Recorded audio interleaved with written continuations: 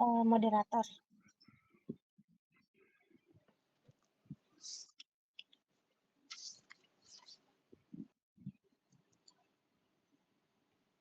Boleh di Isma, boleh.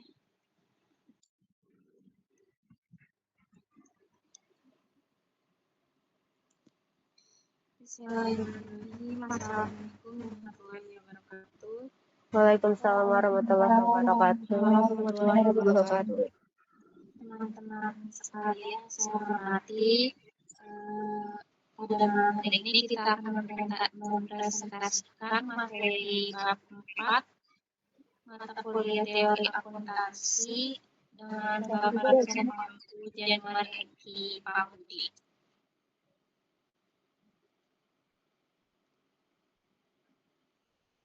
Sebelum kita mempresentasikan materinya, berikut anggota kelompok kami. Yang pertama ada Kak Risa Putri, selanjutnya ada Kak Desi Tanur Afifah, kemudian ada Ismailia dan Kak Rasu Fadila. Teori akuntansi keuangan. Teori akuntansi keuangan adalah kerangka kerja konseptual yang menjelaskan prinsip, asumsi, dan aturan yang menjadi dasar praktik akuntansi keuangan. Teori ini digunakan untuk mengembangkan standar akuntansi, menghasilkan laporan keuangan yang relevan dan dapat dipercaya, serta mendukung pengambilan keputusan ekonomi oleh para pemangku kepentingan. Teori tentang istilah teori. Teori dalam bahasa Inggris adalah teori, dalam bahasa Perancis adalah teori, sedangkan dalam bahasa Yunani adalah theoria. Teori sering digunakan sebagai dasar untuk menjelaskan suatu fenomena atau memprediksi fenomena yang akan datang. Menurut Vernon Camp tahun 1986, teori adalah sebuah pernyataan sistematis tentang bahan rujukan, kerangka atau prinsip dasar yang menjelaskan sebuah fenomena yang telah terjadi atau akan terjadi. Sebuah sistem paripurna mencakup asumsi dasar, definisi, tujuan, prinsip atau standar, prosedur, dan juga metode. Teori tentang istilah ilmu akuntansi. Berbagai pakar menyatakan bahwa ilmu akuntansi adalah gabungan seni dan ilmu. Karakteristik ditampilkan oleh berbagai kaidah dalam ilmu tersebut. Dalam akuntansi dibangun beberapa ratus tahun lalu pada berbagai kerajaan di muka bumi. Ilmu akuntansi menggunakan akal sehat, analisis, dan menggunakan berbagai hukum alam, serta selalu menjumpai kaidah akuntansi atau teori akuntansi terbaru. Accounting follow trend karena akuntansi beradaptasi kepada perubahan tata ekonomi baru, pola bisnis baru, dan perubahan teknologi.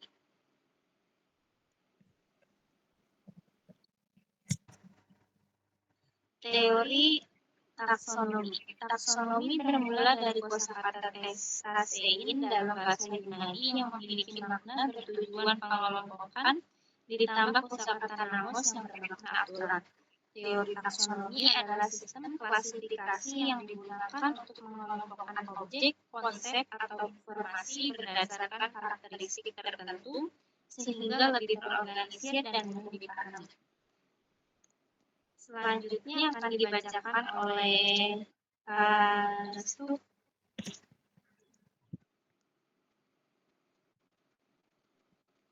Baik. Aplikasi teori taksonomi dalam berbagai bidang. Pertama, biologi. Taksonomi dalam biologi merupakan cara sistematis untuk mengklasifikasikan makhluk hidup berdasarkan genus, spesies, keluarga, dan tingkatan lainnya. Yang kedua ada pendidikan atau taksonomi Bloom. Yang A, kognitif, pengetahuan dan pemahaman intelektual seperti ingatan, analisis, dan evaluasi. Yang B, afektif, yaitu sikap, emosi, dan nilai yang terkait dengan pembelajaran. Yang C, psikomotorik, yaitu keterampilan fisik dan tindakan. Yang ketiga ada psikologi, yaitu untuk mengelompokkan perilaku atau fenomena mental seperti kebutuhan manusia, contohnya hierarki Maslow atau gangguan psikolog berdasarkan kriteria tertentu.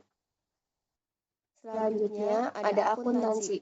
Dalam akuntansi, taksonomi membantu mengkategorikan akun, laporan keuangan, dan jenis transaksi sesuai prinsip atau aturan tertentu seperti IFRS, taksonomi untuk pelaporan keuangan.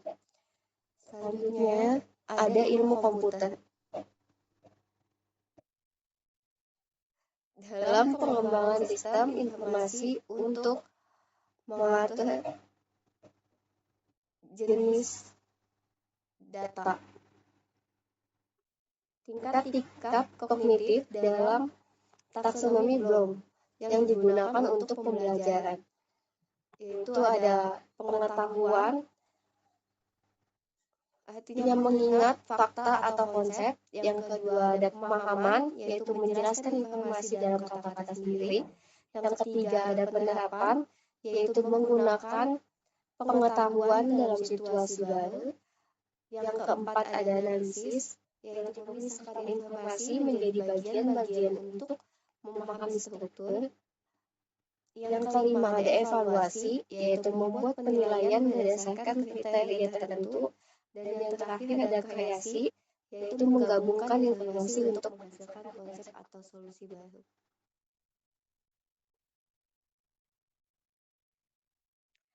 Selanjutnya ada berbagai teori bidang ilmu. Teori-teori ini memberikan landasan konseptual untuk memahami fenomena, menjelaskan hubungan antar elemen, atau membuat prediksi yang dapat diuji. Di bidang ilmu filsafat, yaitu teori kebenaran, koherensi menyatakan bahwa suatu pernyataan dianggap benar jika konsisten dengan pernyataan lain dalam sistem keyakinan tertentu. Yang kedua ada teori realistis dualisme, yaitu menjelaskan bahwa dunia terbagi menjadi dua realitas, fisik atau material dan non-fisik atau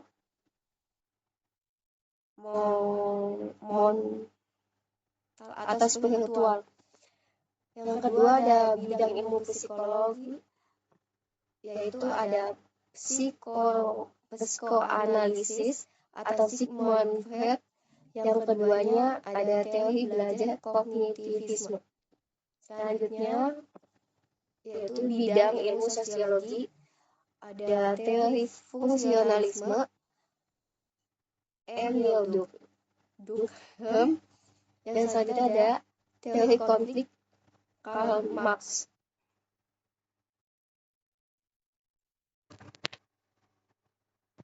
Selanjutnya ada teori tentang istilah teori akuntansi. Menurut American Accounting Association tahun 1966, teori akuntansi dapat didefinisikan sebagai seperangkat prinsip dan aturan yang digunakan untuk memandu penerapan metode dalam mencatat dan melaporkan transaksi keuangan. Tujuan dari teori akuntansi menurut AAA adalah untuk yang pertama, menjaga konsistensi, yaitu membantu agar penerapan standar akuntansi dilakukan secara konsisten. Yang kedua, mengatur pengukuran dan pelaporan, yaitu menyediakan kerangka bagi pencatatan dan pelaporan transaksi keuangan. Yang ketiga, memberikan alat untuk memprediksi dan memahami, yaitu menggunakan akuntansi sebagai alat untuk memprediksi dampak ekonomi dari keputusan bisnis dan untuk memahami dampaknya pada ekonomi. Selanjutnya ada teori tentang istilah teori akuntansi. Komponen utama teori akuntansi menurut AAA 1966 yaitu ada satu konsep dasar dan asumsi. Yang kedua, kualifikasi atas pengukuran akuntansi. Yang ketiga, ada prosedur penyusunan laporan keuangan. dan pentingnya teori akuntansi menurut AA tahun 1966. 1. Membangun kerangka kerja untuk standar akuntansi. 2. Mengelola informasi keuangan. Dan yang terakhir, membantu kepentingan umum. Selanjutnya akan dibacakan oleh Kakak Raisa Putri. Baik, selanjutnya ada lingkup teori akuntansi. Menurut William R. Scott, ini dalam bukunya yang berjudul Financial Accounting Theory menjelaskan bahwa teori akuntansi mencakup seperangkat prinsip dan konsep yang digunakan untuk mengembangkan metode akuntansi, lalu menyusun laporan keuangan secara sistematis, dan memastikan kepatuhan terhadap standar pelaporan keuangan yang diterima luas. Sedangkan teori akuntansi menurut A.H. Hendrickson dalam bukunya Accounting Theory berpendapat bahwa teori akuntansi terdiri dari kumpulan konsep dan prinsip yang diorganisir untuk menjelaskan dan memandu bagaimana proses pengukuran dan pelaporan dilakukan dalam akuntansi. Jadi, teori akuntansi adalah cabang ilmu yang mengkaji prinsip-prinsip atau konsep-konsep dan dasar-dasar teori yang mendasari praktik akuntansi yang digunakan dalam proses pengukuran, pencatatan, dan pelaporan transaksi keuangan.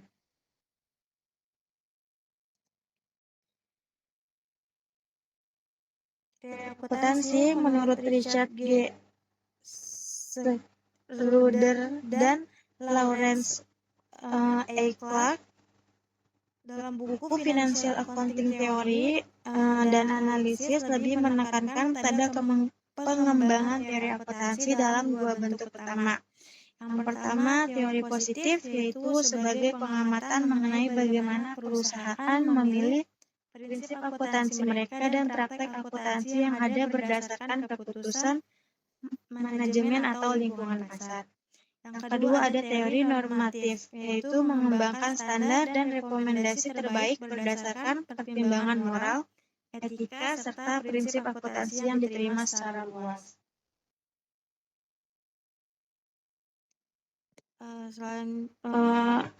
Selanjutnya ada teori tujuan dan manfaat teori akuntansi. Teori akuntansi merupakan suatu cabang ilmu yang memberikan penjelasan, konsep, prinsip, dan metode yang digunakan dalam pengelolaan informasi keuangan, yang bertujuan untuk menyediakan pedoman pencatatan dan pelaporan keuangan, yang kedua menjamin konsistensi dalam pelaporan keuangan, yang ketiga menentukan prinsip-prinsip akuntansi yang sesuai, dan membangun landasan teoritis untuk standar akuntansi.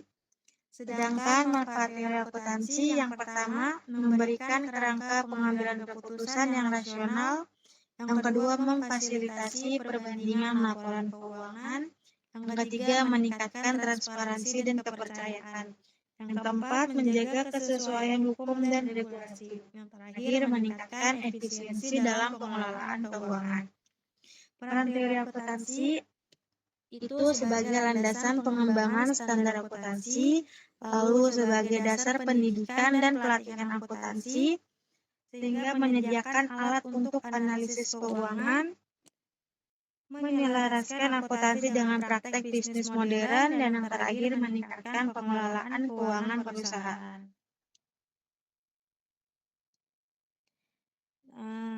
Terus juga ada hampiran pembentukan teori akuntansi.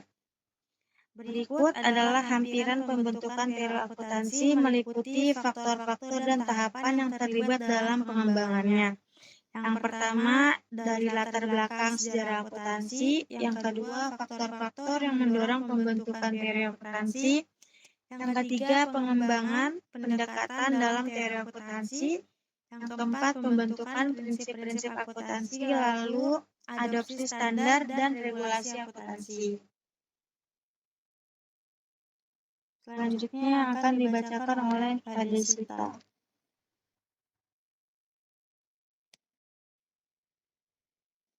Baik, pembahasan selanjutnya yaitu teori dasar akuntansi. Karya terkenal Luca Pacioli sebagai bapak akuntansi adalah buku Summa de Arithmetica Geometria Proportion et Proportionalita yang diterbitkan pada tahun 1494.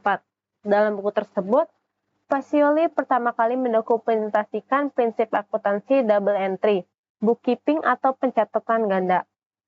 Yaitu yang pertama ada sistem pencatatan ganda atau double entry bookkeeping, kedua prinsip aset dan kewajiban, ketiga keseimbangan neraca atau balance sheet, keempat bukti dan verifikasi, kelima penggunaan bahasa akuntansi yang formal, keenam akuntansi sebagai alat untuk manajerial dan pengambilan keputusan.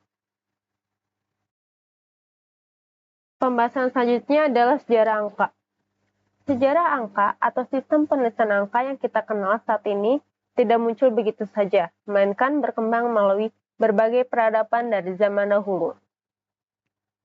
Awal mula angka muncul ada beberapa tahap. Yang pertama ada angka dalam peradaban prasejarah, selanjutnya angka dalam peradaban Mesopotamia atau Sumeria, selanjutnya angka dalam peradaban Mesir kuno, selanjutnya sistem angka Romawi, dan yang terakhir angka dalam peradaban India. Sejarah bahasa. Sejarah bahasa perjalanan perkembangan sistem komunikasi manusia. Bahasa adalah salah satu pencapaian terbesar manusia sebagai makhluk sosial.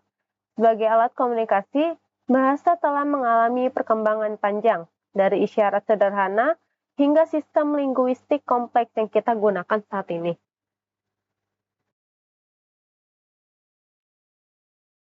Asal-usul bahasa. Teori Bow-Wow. Bahasa bermula dari peniruan suara alam, seperti suara binatang atau suara lingkungan. Selanjutnya ada teori Poh-Poh. Bahasa berasal dari ekspresi emosional, seperti tangisan, tawa, atau seruan manusia.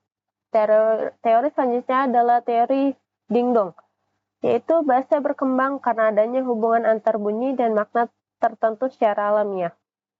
Yang terakhir, ada teori evolusi. Menurut perspektif biologis, kemampuan berbahasa muncul dari evolusi otak manusia. Pembahasan kedua, awal perkembangan bahasa atau bahasa isyarat dan lisan.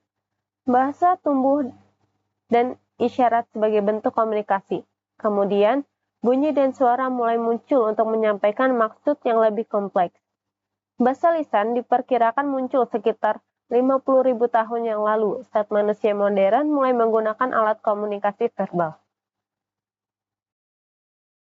Selanjutnya ada kemunculan tulisan atau bahasa tertulis.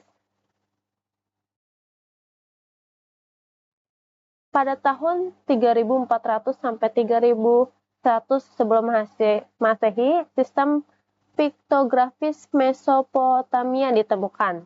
Selanjutnya di tahun 3100 sampai 2900 sebelum Masehi, yaitu hieroglif Mesir. Masa selanjutnya yaitu 1500 sebelum Masehi, ditemukannya alfabet protosinatik. Masa selanjutnya 500 sebelum Masehi, bahasa Sanskerta dan prasasti India ditemukan. Masa selanjutnya pada abad ke-8 Masehi, bahasa Arab dan Al-Quran mulai digunakan. Selanjutnya, teori bahwa akuntansi adalah sebuah bahasa. Akuntansi sering disebut dengan bahasa bisnis, karena peran utamanya dalam menyampaikan informasi keuangan dari sebuah entitas, individu, organisasi, atau perusahaan kepada para pemangku kepentingan, yaitu investor, kreditor, pemerintah, dan masyarakat umum. Ide ini menekankan bahwa akuntansi adalah sistem yang menyediakan, meringkas, dan menerjemahkan aktivitas ekonomi ke dalam format yang dapat dimengerti oleh berbagai pihak.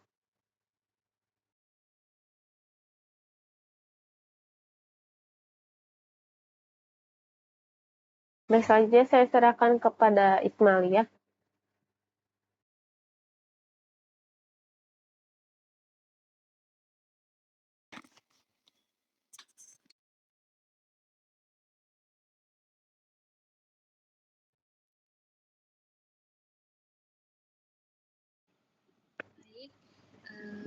Sekian presentasi kami pada malam hari ini.